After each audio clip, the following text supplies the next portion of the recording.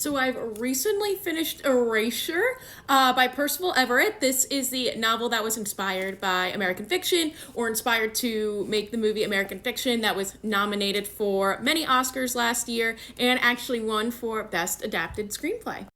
This follows the story of Monk, who is a very well-established author, won multiple literary awards, but his new books aren't really selling. His new manuscript isn't really hitting with publishers until he recognizes that a more stereotypical black book, as he is also a black author, is getting this love and praise, and he's like, well, what if I just kind of did that as a joke? What if I wrote a stereotypical black book with different types of vernacular and being, what white people would think that black people experience every single day? How would that go? And it turns out that people actually really like the book, even though he wrote it under a pen name as a joke.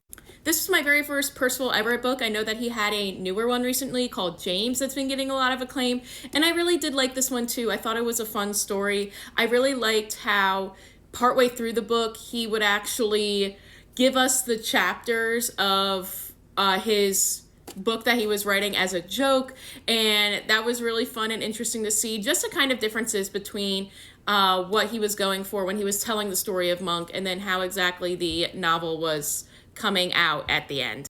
It's also a really sad story. Monk and his family are going through a lot with his father's suicide years ago, and his brother and his sister are very successful doctors, and he's kind of the odd one out, as his whole family has been rich and they were all doctors, but he was the one that kind of went into the literary field. And I really liked seeing the family dynamic between him and his mother, who also has Alzheimer's and she is dying. And so I thought it was a really genuinely fun story, but also had moments of realism and heartbreak that really just pulled it all together.